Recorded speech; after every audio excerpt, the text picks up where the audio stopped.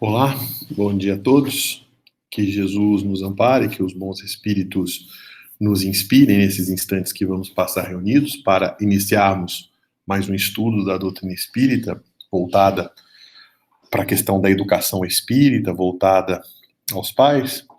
Vamos iniciar o nosso trabalho com uma prece, elevando o nosso pensamento a Jesus, nosso Divino Mestre, trazendo em nossa tela mental um Jesus vivo, luminoso, envolvendo nossas mentes e os nossos corações. E assim, Senhor Jesus, mais uma vez nos encontramos aqui reunidos em Teu nome, rogando o amparo da espiritualidade amiga, a fim de que possa nos intuir, nos amparar nesses instantes que vamos passar reunidos, rogando que o nosso estudo se transcorra num clima de muita paz e de muito entendimento, que assim seja, graças a Deus. Muito bem, nós vamos fazer o nosso estudo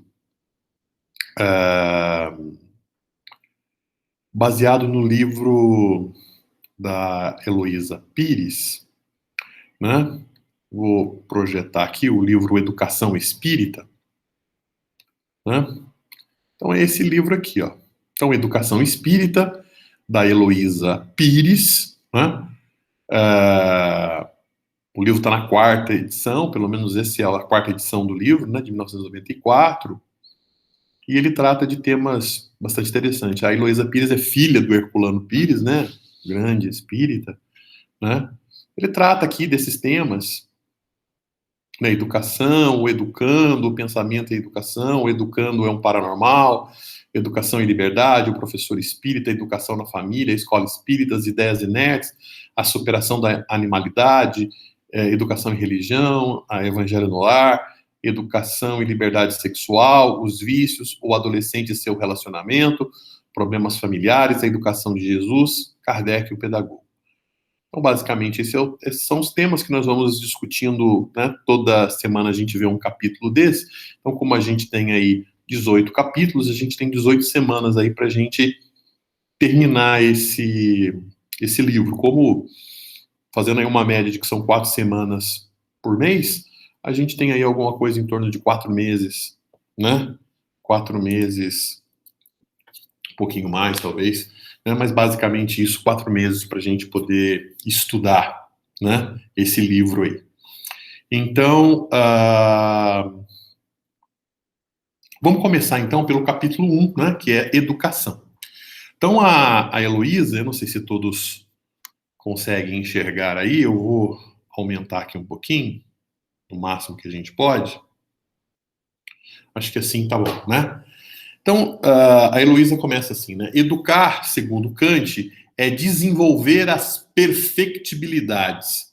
Então, Kant, né? Immanuel Kant, ele vai dizer que nós nascemos com potencialidades, que nós somos dotados de determinadas capacidades, que nós nascemos com propensão às perfeições. Então, com potenciais. E educar, então, é desenvolver esses potenciais. Está voltado para esse processo. Perceba que, de novo, o conceito de Kant é um conceito significativo da educação, diferente de instrução que a gente está acostumado a ver, né? A instrução, o próprio nome diz, né? Né? Que é um processo né? Quando a gente fala assim, importar, interiorizar, né? O que a gente está fazendo? São coisas externas que a gente está colocando para dentro, né? Que a gente está interiorizando, que a gente está assumindo para a gente aquilo, né? Então, preciso diferenciar, então, instrução de educação. Então, normalmente, quando a gente vai à escola, normalmente, quando a gente faz determinados cursos e tudo mais, a gente se instrui, né? A escola ganhou um modelo muito de instrução. Hoje em dia, a nova lei, né, a BNCC, a Base Nacional Comum Curricular, trouxe essa outra ideia, né? Quer dizer, pôs na lei uma outra ideia que já há muito tempo vem sendo debatida na educação, que é o conceito verdadeiro de educação, ou seja, não a ideia apenas de instruir, mas a ideia de desenvolver habilidades e competências do indivíduo, né? Então, A BNCC fala dessa necessidade de que a gente desenvolva habilidades e competências. No caso do Kant, ele vai falar de perfectibilidades, ele vai falar que nós já nascemos, nós já fomos criados com determinados potenciais, e que a educação, então, é identificar esses potenciais e desenvolver esses potenciais que o indivíduo tem, né? Então, é um sentido contrário da instrução, diferente daquele em que você pega um conhecimento que você acredita, ou uma informação que você acredita que o indivíduo não saiba e que é importante para ele, você instrui, você coloca, você pega esse conhecimento e faz um movimento de interiorização para o indivíduo. Você cria determinadas metodologias para que o indivíduo interiorize isso. A palavra educação, ela tem um sentido contrário. A palavra educação, ela nasce do latim ex ducere, né, que é um movimento ex, de dentro para fora, né? Ou seja, você identifica os potenciais do indivíduo e as desenvolve, e as permite o seu próprio desenvolvimento. Então, é um movimento contrário da instrução, não é isso? Então, a educação, segundo Kant, é um movimento diferente. A Heloísa continua aqui, né? O Espiritismo aprova essa definição, esclarecendo que o processo dura séculos e é realizado através das várias encarnações. Então, a Heloísa vai dizer que o Espiritismo endossa a definição de Kant. A diferença é que Kant está olhando para uma encarnação só. E vai acreditar que é possível, numa encarnação, produzir essa educação. E o Espiritismo vai dizer que não. Ele vai dizer que o espírito é criado simples e ignorante, mas ele é simples no sentido de não ser dotado de nenhum tipo de virtude, ele é ignorante porque ele não é dotado de nenhuma forma de conhecimento, mas ele é dotado de perfectibilidades, de potencialidades de perfeição. Ou seja, ele é dotado da inteligência, da capacidade de aprender, ele é dotado da capacidade de amar, ele é dotado da capacidade de desenvolver virtudes. Então, ele não só é capaz de... Ele é ignorante, mas é dotado da capacidade de desenvolver conhecimento. Ele é simples, porque não é dotado de virtude, mas ele é dotado da capacidade de desenvolver virtudes. E numa única encarnação, numa única oportunidade reencarnatória, é muito pouco, né? Não é possível desenvolver todas essas perfectibilidades. Não dá, numa única encarnação, para pegar um indivíduo cheio de falhas, imperfeito, e transformar ele em Jesus Cristo, né? Transformá-lo na perfeição. Né? É preciso que ele passe por uma série de experiências, que ele passe por uma série de situações, que ele passe por uma série de circunstâncias que possibilitem experiências, né, que desenvolvam essas virtudes, essas potencialidades, né, essas perfectibilidades. No livro A Gênese, de Allan Kardec, está escrito que Deus criou todos simples e ignorantes, com potencialidades a serem desenvolvidas no tempo e no espaço. Né? Foi o que a gente estava dizendo aqui. Não existem seres privilegiados. Os mais, né, tá errado aí, os mais adiantados são os que mais se esforçaram. O gênio é o espírito que teve mais experiências. O deficiente mental é aquele que lesou suas possibilidades de expressão. O gênio ou o deficiente são todos os filhos de Deus com o destino inevitável de caminharem para os anjos. Então, ela vai dizer isso, né? Nesse caminho que o espírito tem do simples ignorante até a perfeição, ele vai caminhando. E alguns andam um pouco mais, outros andam um pouco menos, outros preferem caminhar numa direção, outros preferem caminhar noutra, e vivem experiências diferentes, uns resistem, né, entendem a mudança, mas preferem fugir da experiência, preferem não enfrentar a experiência, preferem, né, porque é difícil, né, saber que errou, saber que é imperfeito, saber que tem falhas, é algo que não é simples, mas também não é uma das tarefas mais difíceis. O mais difícil realmente é, uma vez percebendo que errou, uma vez percebendo que não é perfeito, uma vez percebendo que tem deficiências, começa a adotar uma postura de transformação e de mudança de hábitos, né? E desenvolvimento de virtudes e conhecimento. Então, essa esse trabalho é o trabalho mais difícil, é efetivamente o trabalho mais complexo. Então, alguns espíritos resistem mais a esse, por escolha, né, por escolha própria, ele resiste mais a enfrentar-se a si mesmo, lutar contra as suas próprias imperfeições, né, apesar de já ter o conhecimento. Outros já são mais maleáveis, outros já aceitam mais, andam um pouco mais rápido, outros um pouco mais lento, mas todos os espíritos, inevitavelmente, estão predestinados a se tornarem perfeitos. E por que estão predestinados? Por que é inevitável o caminho para os anjos? Por que é inevitável o caminho da perfeição? Porque nós somos dotados de perfectibilidades, né? Nós somos dotados do potencial de sermos perfeitos. Sede perfeitos como o vosso Pai Celestial é perfeito. Assim como uma árvore está predestinada, inevitavelmente, a ser uma árvore, então toda semente, né, de árvore, né, toda semente de uma laranjeira, inevitavelmente está predestinada a se transformar numa laranjeira. Ela, claro, ela vai ter que passar por etapas, ela vai ter que, né, ela vai ter que brotar, ela vai enfrentar intempéries, ela vai enfrentar uma série de dificuldades, uma série de problemas, mas se ela chegar até o fim, ela vai se transformar na árvore. Por quê? Porque faz parte, né, mesmo no seu estado de semente, ela já tem um programa biológico que vai ser desenvolvido, que vai transformá-la na árvore que ela é. Então, todos nós, né, nós somos dotados dessa perfectibilidade. Então, dia menos dia, hora menos hora, essas perfectibilidades vão se transformar em perfeições. Por isso, todos nós estamos predestinados à perfeição. A educação visa fazer aflorar todas as experiências úteis do indivíduo e atenuar todas as tendências viciosas que trouxe do passado. Educar é transformar. Então, veja, o espírito, ele traz as tendências do passado. Ele traz as tendências boas e traz as tendências más. Né? Todos nós, quando reencarnamos, nós trazemos, né, quando a gente olha para aquela criancinha ali, né, com aquela carinha de inocente, aquela coisa toda, a inocência é uma fisionomia, a inocência é uma aparência, mas todos nós trazemos uma história anterior, né, relacionadas a encarnações passadas. Nessas encarnações passadas, nós trazemos experiências que nos permitiram desenvolver valores, nos permitiram desenvolver virtudes, nos permitiram desenvolver determinadas capacidades.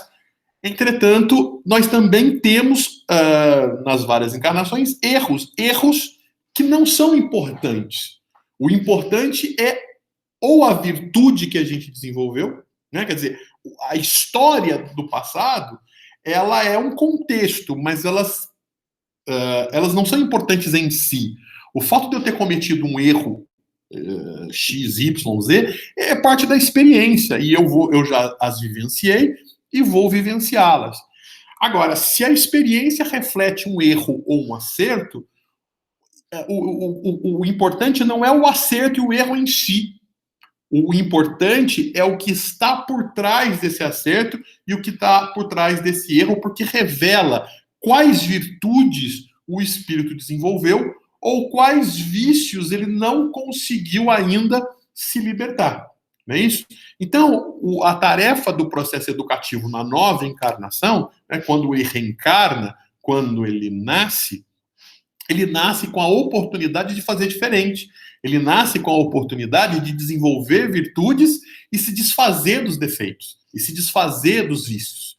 Então, ele nasce para provar e expiar. Provar são oportunidades de aprendizado e ele aprender a justificar, né? Ele prova, ele justifica, ele mostra as virtudes que desenvolveu, ele reforça as virtudes que desenvolveu, o aprendizado que desenvolveu. A expiação, ela é resultado de uma tendência natural do indivíduo em repetir os erros que cometeu no passado. Né? Se ele é o indivíduo que refreia essa tendência, que luta contra essa tendência, que se esforça por não repetir essa tendência, então ele vai diminuir a intensidade com que essa tendência impulsivamente aparece nele. Então, se ele é um indivíduo violento, a violência é uma tendência natural de aparecer diante de determinadas circunstâncias, dentro de determinadas experiências. Qualquer experiência, muitas das vezes, faz com que essa tendência violenta surja. Né? Surja. Então, o que acontece? Esse indivíduo, se ele toda vez que essa tendência da violência surgir, aparecer, se ele for capaz de refrear essa tendência, se ele for capaz de segurar essa tendência, ele vai exercendo uma força de controle, que na próxima encarnação, essa tendência violenta ela é mais fraca, ela é mais limitada, menos intensa e com mais possibilidade de controle. Quanto menos ele controla, quanto mais ele faz, ele reforça numa encarnação aquela tendência, mais difícil, com mais força, essa tendência aparece na outra encarnação, e mais difícil dele controlar. Então essa violência é impulsiva, é natural, e por mais que ele tente controlar, é muito difícil dele controlar. Entretanto, se ele faz forças, se ele luta contra isso, ele pode até não impedir que a violência aconteça, né? E é por isso que eu estou dizendo que, às vezes, o importante não é o ato que o espírito fez, né? Porque ele pode ser um espírito que, durante toda uma vida, ele foi um espírito violento. E aí a gente vai dizer, perdeu a encarnação, porque nasceu para não ser violento, mas durante toda a sua vida foi violento. Mas isso é um erro. Porque o que a gente pode perceber é que ele pode até ser violento, mas se ele se esforçou contra essa violência, significa que ele conseguiu expiá-la. Ou seja, na próxima encarnação, a tendência a ser violento é menor do que foi na encarnação passada. Por quê? Porque ele lutou, ele não conseguiu vencer, porque a força das tendências da outra encarnação era mais forte. Mas como ele lutou contra ela, na próxima encarnação essa tendência vem mais fraca. Daí a gente diz que expia, a gente tira de dentro da gente, a gente expulsa para fora da gente essa tendência, essa intensidade do vício, do desacerto, do erro. Então, a cada encarnação, nós temos a oportunidade de viver experiências e todas as vezes que nós fazemos esforços por acertar, por fazer melhor, por nos aperfeiçoarmos, nós estamos entrando num caminho correto. Nós estamos entrando num caminho do bem. Nós estamos, mesmo que a gente erre, mesmo que a gente cometa falhas, o fato da gente ter se esforçado já é suficiente para expiarmos, já é suficiente para irmos limpando, para irmos expiando, para irmos diminuindo a intensidade desse vício, desse negativismo para as próximas encarnações. Daí a definição de Kardec, que diz assim, conhece-se o verdadeiro espírita não pela perfeição moral que atingiu, né? Mas pelo esforço constante que faz em se melhorar. Então, quando ele é um indivíduo que se esforça por se melhorar, ele busca a perfeição, que ele busca a perfectibilidade, então esse indivíduo ele está se educando, ele está se transformando, ele está tendo, ele está atenuando essa tendência, ele está diminuindo essa tendência para a próxima encarnação. Então isso está sendo positivo. E aí ela explica aqui, ó, instrução é apenas informação, educação é muito mais, é crescimento interior, é expansão na horizontal e na vertical, né? Ou seja, na horizontal porque o indivíduo cresce materialmente, ele tem uma percepção material nessa encarnação grande, mas ele também tem né, ele tem uma dimensão horizontal maior, porque ele desenvolve um conhecimento material, intelectual, cultural maior. Mas ele também se desenvolve na vertical, porque ele muda as suas questões morais, né? Ele amplia a sua questão moral. No caso da instrução, ela apenas instrui o indivíduo, ela apenas coloca coisas, ela torna o indivíduo um pouco mais erudito, ela traz erudição à pessoa, né? Mas ela não é capaz de fazer transformações no interior da pessoa, desenvolvendo as perfectibilidades. A educação variou muito ao longo do tempo. A cada época corresponde a um arquétipo de educação, né? Um determinado modelo educacional. Entre os selvagens, a educação se fazia por processos simples, rudimentar. Os conhecimentos, os hábitos, a moral eram transmitidos naturalmente aos mais jovens, né?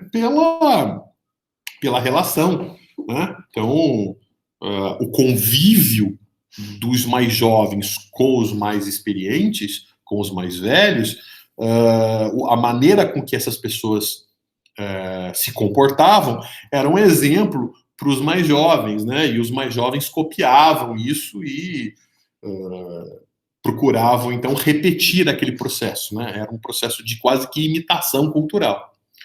À medida que o ser cresce, o processo se complica.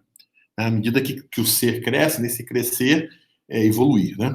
Na Grécia, por exemplo, vemos dois tipos de educação: a de Atenas, que queria sábios e artistas, e a de Esparta, que desejava guerreiros.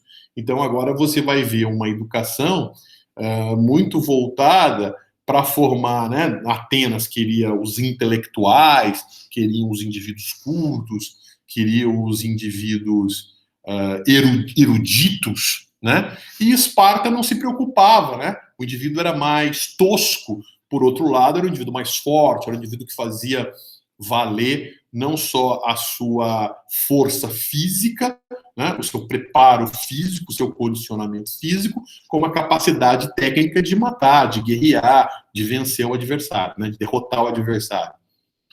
De acordo com a filosofia de vida de um povo, são usados métodos especiais que refletem a sua concepção de vida e agem como elementos indutores, condicionando os indivíduos às ideias de sua época. Por isso, cada filosofia exige um determinado tipo de educação. Então, sim, né? O que é a filosofia aí? A filosofia, ela surge, ela está sendo citada aqui, né, como um ideal de vida, né, como um ideal que a gente quer dizer, à medida que a gente enxerga a realidade, à medida que a gente enxerga as coisas à nossa volta e se enxerga, se define, se entende, a gente tem um determinado ideal de vida, tem um determinado desejo, né, sonho, e define valores que são importantes para atingir esse sonho, para atingir esse desejo, né? Então, se a gente é um povo materialista, que só enxerga os aspectos materiais, os objetivos são todos eles materiais. E, obviamente, se os objetivos são todos materiais, a gente fica imaginando em preparar o indivíduo, né, para que ele desenvolva conhecimentos e capacidades que o tornem capazes para competir, para atingir esse objetivo, né? Se a gente quer que os nossos filhos sejam felizes, e se nós entendemos que felicidade é ter dinheiro, se nós entendemos que felicidade é ser o primeiro em tudo, aquela coisa toda, né? Então, os nossos objetivos educacionais é dotar o indivíduo da capacidade de disputar, é dotado da capacidade de vencer a todo custo, de chegar em primeiro a todo custo, né? Então, se nós temos essa filosofia de vida, que o importante é ser rico, que o importante é chegar em primeiro, que o importante é ser o destaque, então nós olhamos para os nossos filhos e procuramos educá-los e procuramos formar nele os caracteres que o tornem competente, ou seja, capaz de competir e chegar em primeiro, né? Por outro lado, se a nossa filosofia, ou seja, se a nossa maneira de enxergar a felicidade, se a gente entende que felicidade não é questão de dinheiro, porque a gente pode ser infeliz tendo dinheiro, ou pode ser feliz tendo dinheiro, né? Tendo ou não tendo. A felicidade é uma questão de foro íntimo, é uma questão de lidar com os relacionamentos, é uma questão de se aceitar, é uma questão de lidar com suas limitações e ampliar suas possibilidades, é se desenvolver moralmente, é desenvolver valores, princípios. Então, dentro dessa perspectiva, nós vamos entender que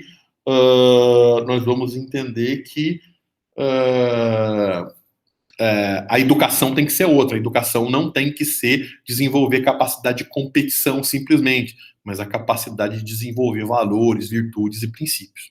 E ela dá alguns exemplos, né? Ela fala que entre os hebreus, ao tempo da vinda de Jesus, a educação era rígida, inflexível. O Deus que cultuavam era um Deus antropomórfico, severo e cruel. Então, obviamente, se Deus era severo e cruel, Deus é um modelo. Né? E olha que Deus era antropomórfico, né? Antropo, homem, mórfico, morfia, forma, né? Então, a forma de humana. Então, Deus tinha uma forma humana e Deus tinha como virtude, quer dizer, as virtudes divinas era a severidade e a crueldade. Ele era severo ao ponto de ser cruel quem não obedecesse esse princípio, as determinações e as ordens que ele determinou. Então, ou seja, se Deus é o modelo a ser seguido, o ser humano procura temer a Deus, né? Ou seja, Deus é severo, Deus é cruel, então não cometa erros em relação a Deus, porque senão você vai ser duramente, digamos, punido, né? Mas se Deus é modelo, eu vou ser assim com as pessoas que me cercam, eu vou ser assim com a minha família, eu vou ser assim com os meus amigos, eu vou ser assim com todas as pessoas que me cercam. Né? Então, a crueldade, a severidade, porque Deus é um modelo, né, de perfeição, é um modelo que me guia, então é assim que eu vou ser. Então essa era a filosofia. Agora, Jesus traz um outro modelo, né? E ele fala de um Deus que não é um rei severo e cruel, um senhor, não. Ele vai falar de um Deus pai, de um Deus compreensivo, de um pai compreensivo, de um pai que ama os filhos e que os trata, né, como crianças em desenvolvimento, e que todos somos irmãos. E que, dessa maneira, então, a severidade e a crueldade não deve ser aplicada, porque se Deus não aplica severidade nem crueldade para comigo, eu não vou ser severo nem cruel com os meus irmãos. Deturpando os ensinamentos de Jesus e, consequentemente, toda a filosofia cristã, criamos uma nova concepção de vida que iria exigir um novo tipo de educação. Surge, então, a educação cristã, que é severa, rígida, cheia de pecados e castigos de Deus. A reforma exigiu a educação protestante, que assinalou um passo para a compreensão das leis de Deus. Então, perceba que, apesar de Jesus trazer uma concepção diferente, não uma questão punitiva, né, mas uma questão sempre de oportunidade, sempre de perdão, de tolerância, de entender que não somos perfeitos e que precisamos sempre evoluir, o cristianismo deturpou as ideias de Jesus, né? E modificou esses ideais. Então, ao contrário, né? Então inventou pecados, e quando se inventa pecado, não, você cometeu isso, você pecou, e se você pecou, você tem que ser castigado, né? E coloca isso na cabeça das pessoas, recapitulando, trazendo a ideia de um Deus cruel, né, de um Deus severo, de um Deus que pune, e de uma certa forma trazendo um modelo de que é assim que nós devemos ser para com o nosso próximo também. É isso? A questão da culpa, né? Então a gente carrega muita culpa, e aí, por mais que a gente tente ser certo, quando a gente descobre que cometeu um erro, ao invés da gente, cometi um erro e, portanto, eu vou ser diferente, ao contrário, né? Cometi um erro, então eu carrego o erro nas minhas costas e me sinto, então, tão sobrecarregado com aqueles erros, com a tomada de consciência do erro, que eu não me acho merecedor de ser feliz, que eu não me acho merecedor de coisas boas e portanto, eu não tenho forças para fazer as mudanças e as implementações necessárias. Então, é preciso mudar. Aí veio a reforma protestante, né? Que assinalou um passo para a compreensão das leis de Deus. Então, mostrando que Deus não é um déspota, né? Que faz as coisas à sua vontade, aos seus princípios e faz o bem para o seu povo e o mal para os adversários. Não, não, não, não. Todos somos filhos de Deus, todos fazemos parte de uma família, e como fazemos parte de uma família, existem regras, e essas regras precisam ser seguidas. Quais são essas regras? Quais são esses princípios que a gente precisa seguir para ser feliz, para viver em harmonia com todo o universo, né? O Espiritismo, como síntese do processo do conhecimento, exige um novo método educacional que reflita a compreensão do mundo e do homem. A filosofia espírita tem como objetivo a educação que vai situar o homem no universo. O Deus de amor, a reencarnação, o perdão infinito do Pai, a nova visão da morte, exigem novos processos de educação, né? Então, o Espiritismo como síntese do processo do conhecimento. Então, esse conceito, né, o Espiritismo como síntese do processo de conhecimento, é importante que a gente saiba o que isso significa. Então, se você pegar, por exemplo, a ideia... se você pegar, por exemplo, a ideia de que você tem um conhecimento, né? Você tem um conhecimento, né? Você tem uma tese, né? O que é esse conhecimento? Conhecimento é baseado numa tese. Então você tem uma tese que explica, né? Uma tese de conhecimento, uma tese de como é que as coisas funcionam, uma visão de como as coisas funcionam, e essa tese, essa maneira de como as coisas funcionam, devem explicar todas as coisas. Só que, como a gente está em desenvolvimento, essa tese não é perfeita. Essa tese explica algumas coisas e não explica outras. Então, então a tese ela explica coisas, mas tem coisas que ela não explica. E quando ela não explica, ela então essas coisas que ela não explica é chamado de antitese ou antítese, né? Então, a tese explica muita coisa, mas não explica algumas. Isso define uma antítese, né? Então, define-se uma síntese, ou seja, nós não temos um conhecimento verdadeiro e amplo, mas nós temos um melhor conhecimento, o conhecimento que melhor explica tudo. Então, ou seja, qual é o melhor conhecimento? Qual é a melhor tese? Aquela que tem o menor número de antíteses, né? Então, você tem um conhecimento que explica algumas coisas, mas não explica todas. Isso define uma síntese. Mas você tem uma outra tese que explica tudo que a tese anterior explica, mais alguma coisa. Isso faz com que o número de antíteses dela seja menor e, portanto, esse conhecimento é uma síntese mais aperfeiçoada. Então, o Espiritismo, como síntese desse processo, de um aperfeiçoamento do conhecimento que a gente desenvolveu, exige um novo método educacional, né? Faz com que a gente, então, aprenda a ter uma outra estratégia para ensinar e desenvolver as perfectibilidades das nossas crianças, dos nossos filhos e tudo mais. Então, a filosofia espírita tem como objetivo a educação que vai situar o homem no universo. Qual é o meu papel no universo? Quem sou eu, de fato? Eu sou o centro do universo e, portanto, eu sou orgulhoso, eu sou vaidoso, eu sou... Quando Deus me dá a riqueza, quando Deus me faz nascer num lar rico, num lar de posses, ele me fez privilegiado, ele me entende melhor do que outras pessoas, então eu posso me achar orgulhoso em relação a isso.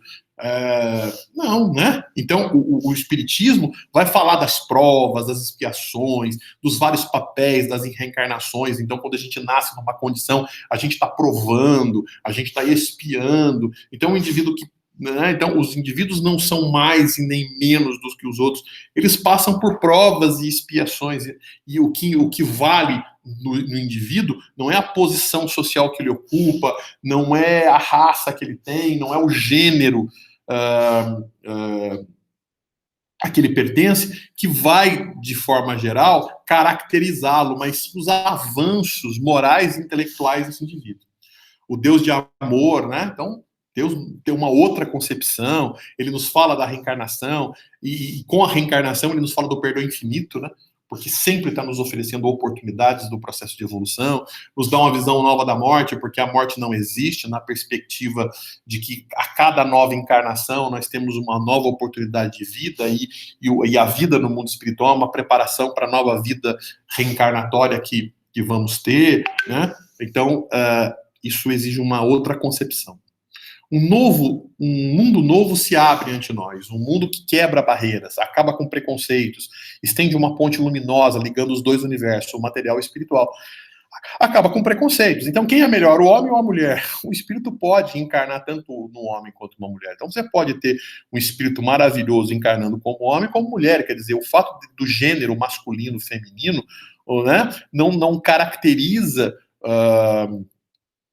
se o espírito é melhor ou pior do que qualquer outra pessoa. Quer dizer, o gênero não caracteriza. Quem que é melhor, o negro ou o branco, ou o amarelo ou o vermelho? Não, quer dizer, não são melhores nem piores, são espíritos que estão passando por experiências reencarnatórias diferentes, né? Porque nós criamos essas diferenças, né, no mundo, por conta da raça. Então, apesar que a ciência está quebrando isso, né? Porque, na verdade, quando a gente pensava que existia a raça branca, a raça amarela, a raça vermelha, a raça negra, hoje em dia a gente percebe que só existe uma raça, né? Que é a raça humana, e que as diferenças são diferenças próprias da raça que existe. Até quando você pega um grão de feijão, por exemplo, você vê que um grão não é exatamente igual ao outro, né? Você tem variações, né, dos grãos de feijão, mas você não pode dizer que por ter essa variação é outra coisa, né? Não é feijão, não é, tudo é feijão. Você tem um feijão branco, você tem um feijão preto, né? Você tem um feijão marronzinho, mas é feijão, né? Não é por isso que deixou de ser outra coisa. A mesma coisa é o ser humano, quer dizer, antigamente você achava que eram raças diferentes, não, tudo é ser humano, né? Com características diferentes. Estende uma ponte luminosa ligando os dois universos, mostrando então que o material influencia o espiritual e o espiritual influencia o material. Só a educação espírita pode atender às necessidades das criaturas e dos jovens do século XX, nesse mundo dinâmico que vivemos em constante transformação. Né? Por quê? Porque com esse mundo científico, com esse mundo material, com esse mundo em transformação, com a ciência se desenvolvendo e mostrando, arrebentando barreiras, mostrando determinadas realidades,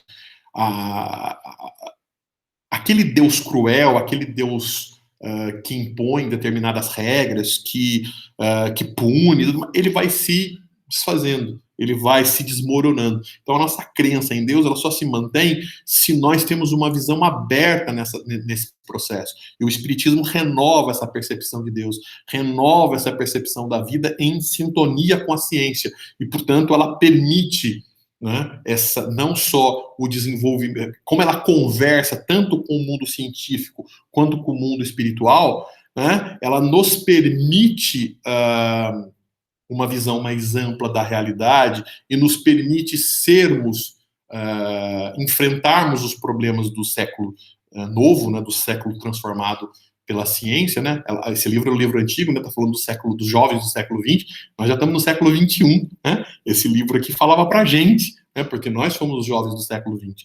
Hoje, os nossos filhos são os jovens do século XXI, né? Então, esse mundo dinâmico que vivemos em constante transformação.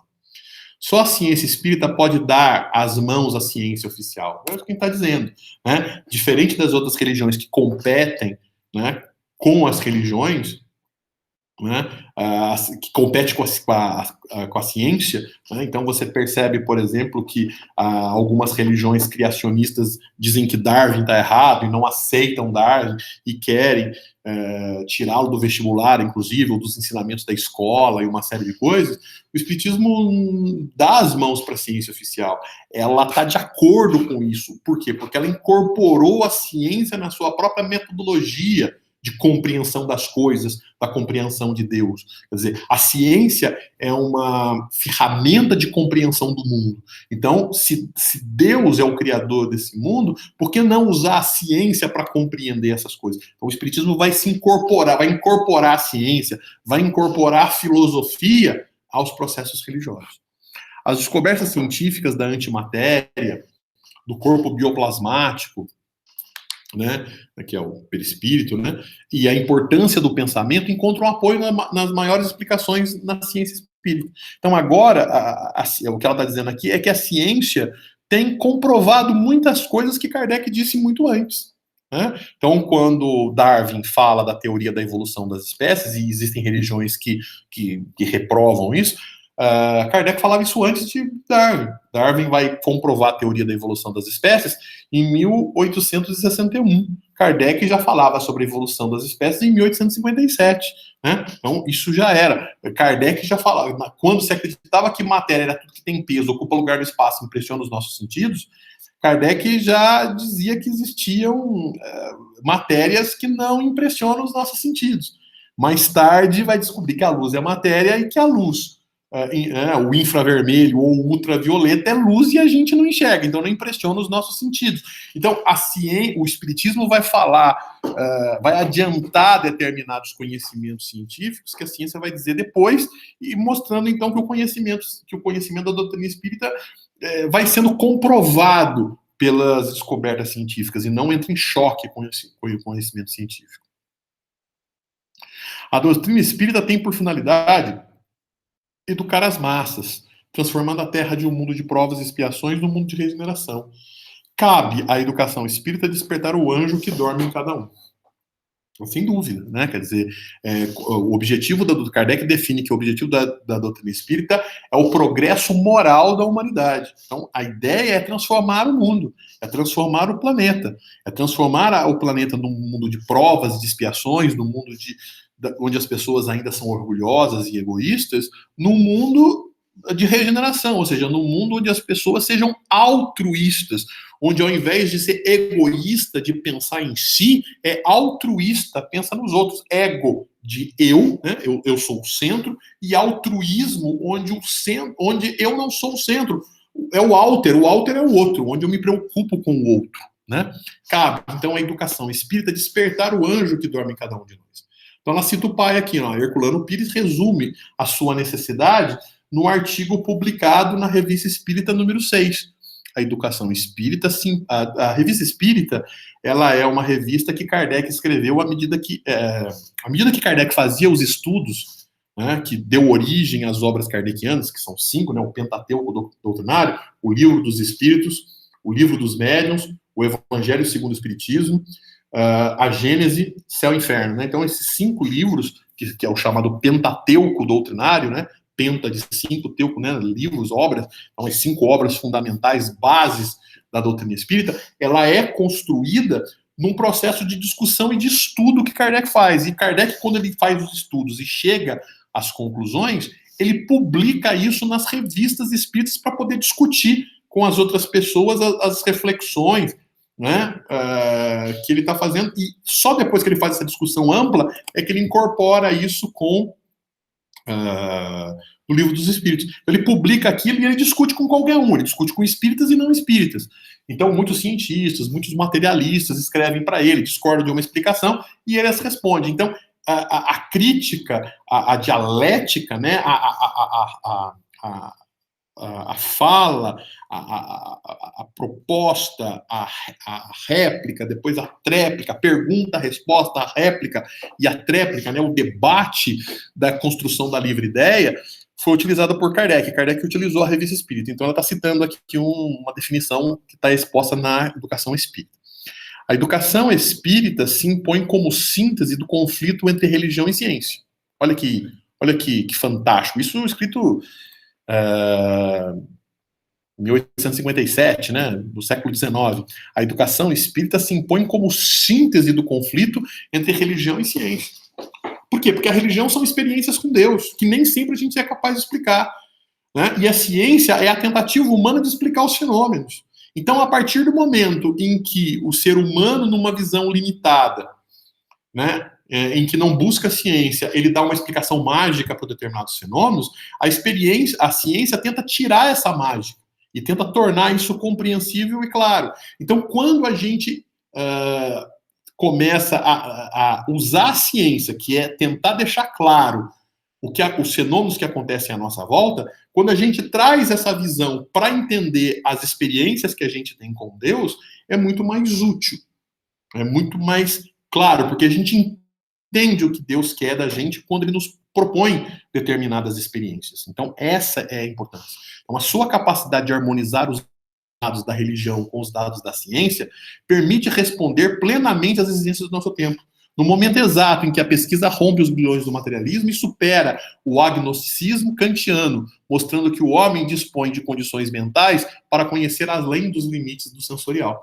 Então, veja, leia-se que quando ele fala os dados da religião, o que são os dados da religião? São as experiências que a gente tem com Deus. Então, todos nós temos experiências com Deus e os acontecimentos da nossa vida, tem horas que a gente para perguntar, por que está acontecendo isso comigo? Por que eu estou passando por essa situação? Por que tem que ser eu? Por que eu estou passando por isso? Por que a minha vida está se encaminhando nessa direção? Porque eu estou passando por experiências com Deus. Ou seja, Deus quer alguma coisa de mim. Deus me colocou passando por aquelas provas e passando por aquelas expiações porque Ele quer uma resposta de mim. Mas se eu não paro para refletir sobre isso, se eu falo, seja lá o que Deus quiser e toco a vida, eu não consigo perceber o que Deus quer de mim e eu continuo fazendo aquilo que eu sempre fiz. E o que eu sempre fiz? Aquilo que eu fiz em encarnações passadas. Então, ao invés de romper com o ciclo das coisas erradas que eu fiz em vidas passadas, eu as replico dizendo, olha, que Deus saiba o que faz. E quando eu vou para a religião, então, ao invés de me permitir um óculos para entender o que está acontecendo, ela me oferece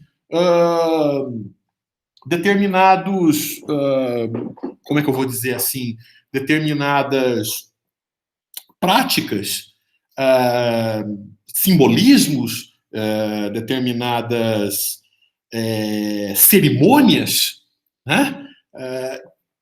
Em que eu cumpro, né? São formalidades que eu cumpro, que eu faço, que não me ajudam em nada, em olhar para as coisas que estão acontecendo comigo, mas me trazem uma paz de consciência de dizer assim, eu fiz o que eu tinha que fazer com Deus, agora eu posso continuar fazendo o que eu estou fazendo.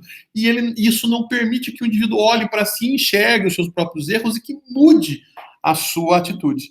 Então, quando o espiritismo, né? Quando é dito aqui a sua capacidade, a capacidade do espiritismo de harmonizar os dados da religião com os dados da ciência, o que se entende aqui? É a capacidade de usar a ciência como um óculos, né? O óculos da reflexão, do entendimento, do estudo, da compreensão, para olhar para a nossa vida e falar, Deus quer outra coisa de mim, Deus quer uma atitude diferente de mim. E eu preciso mudar a minha atitude, porque quando eu mudar a minha atitude, as condições da minha vida vão se modificar, vão se superar. Então, isso é um elemento importante. Né? É por isso que o espiritismo ele tem um papel importante na vida de todos nós. Né? Então, o capítulo se encerra aqui. Na próxima semana a gente entra no próximo capítulo, né? Mas o que eu gostaria de destacar fundamentalmente é que e encerrar é que a Heloísa está deixando claro aqui a importância da educação espírita.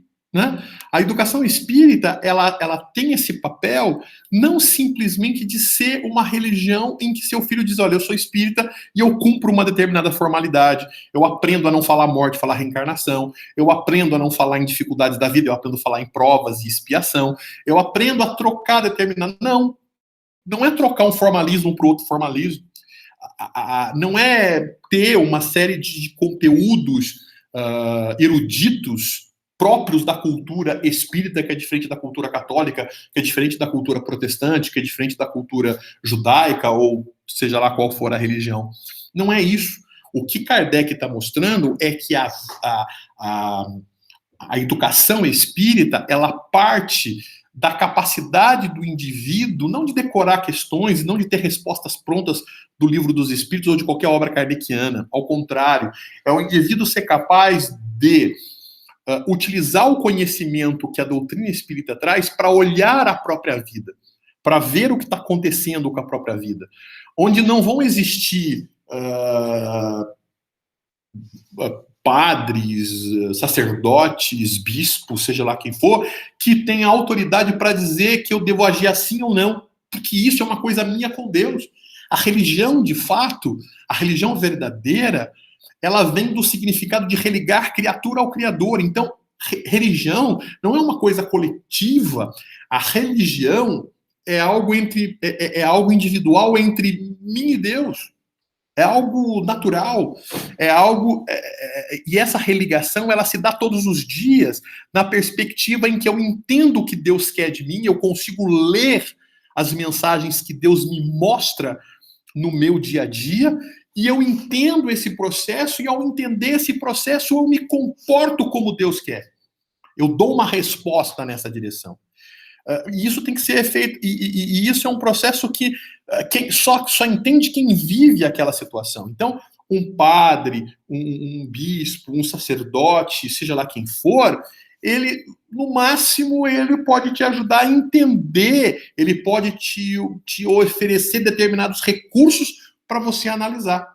Mas ele não pode decidir por você. Quem decide é sempre você.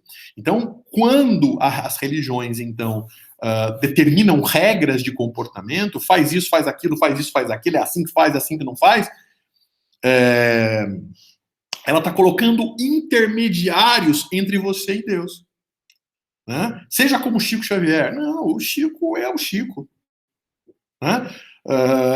Quando o Divaldo Pereira Franco disse que queria ser igual ao Chico, o Chico disse para ele, olha, nós somos postes que iluminam as coisas. 2 postes não pode ficar junto, tem que ficar separado. Então, mas não é só o Chico. O Chico é vaidoso, ele se chamou de um poste de luz. Ele não está sendo vaidoso. Né? Os dois não são vaidosos, Chico e Divaldo, por se acharem luz. Porque foi Jesus que disse que eles eram luzes. Não eles apenas, todos nós. Vós sois o sal da terra. Né? Nós fomos criados por Deus para darmos tempero à terra, para fazermos diferente, para fazermos algo importante. O Chico fez a parte dele, o Divaldo fez a parte dele. Quando eu tento copiar o Chico, quando eu tento copiar o Divaldo, né, exatamente como, eu estou deixando de fazer a minha parte para copiar o outro. Isso não é significado. Eu tenho que olhar para dentro de mim, ver a minha potencialidade e fazer aquilo que só eu posso fazer. Não é o Chico, não é o Emmanuel, não é o Divaldo, não é ninguém. Somos nós que podemos fazer isso. Né? Quando o filho quer uma atenção, não mesmo que o Divaldo dê atenção, que o Chico dê atenção, que o avô dê atenção, ele quer a sua. Né? Então, é diferente esse processo. E compreender isso, entender esse processo, é um processo que o Espiritismo vai oferecer, vai permitir. Então,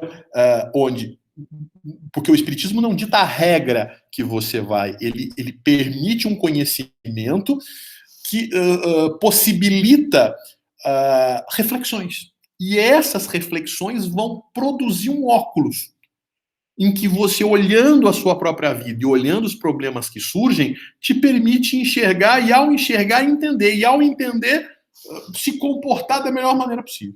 Né? Então, é disso que se trata a educação espírita. É disso que se trata o EDEC. Né? As professoras, né, não é bem a palavra professora, né, as expositoras do estudo de doutrina espírita para criança, ela não tem o objetivo de ficar instruindo as crianças na cultura espírita. A perspectiva é fazê-las usar o conhecimento espírita para aprender esse processo reflexivo, extremamente importante, de olhar para dentro de si, de enxergar as suas deficiências. E ao enxergar a sua deficiência, não se sentir culpada por isso, mas sentir o compromisso, se sentir compromissada e motivada em superar as imperfeições e buscar a virtude, que é extremamente importante. Tá certo, gente? Então, basicamente é isso, né, que esse capítulo do livro nos oferece. Eu queria agradecer a todos pela oportunidade de desenvolver o estudo desse livro, né, o primeiro capítulo do livro, né, o primeiro estudo do livro. Eu queria agradecer a todos pela oportunidade de poder fazer esse estudo com vocês, desse livro, e tomara, né, que eu tenha conseguido, de alguma forma, contribuir para a compreensão desse capítulo, desse texto que a Heloísa Pires traz para a gente no dia de hoje. Ok? Grande abraço a todos. Muito obrigado. Vamos fazer então a nossa prece de encerramento. Elevar o nosso pensamento a Jesus, nosso Divino Mestre, trazendo em nossa tela mental um Jesus vivo, luminoso, envolvendo nossas mentes e os nossos corações. E assim, Senhor Jesus, nós agradecemos por mais essa oportunidade que tivemos de estudar e de aprender um pouco mais sobre a doutrina espírita e rogamos, Mestre, que as vossas luzes, as vossas bênçãos possam nos envolver para que tenhamos coragens, forças de enfrentar as nossas imperfeições e buscarmos o nosso aperfeiçoamento. Em teu nome, Mestre, em nome dos benfeitores espirituais que dirigem e coordenam os trabalhos da Casa Espírita, pedimos permissão para encerrar mais um estudo, que assim seja, graças a Deus. Bom dia a todos. Muito obrigado.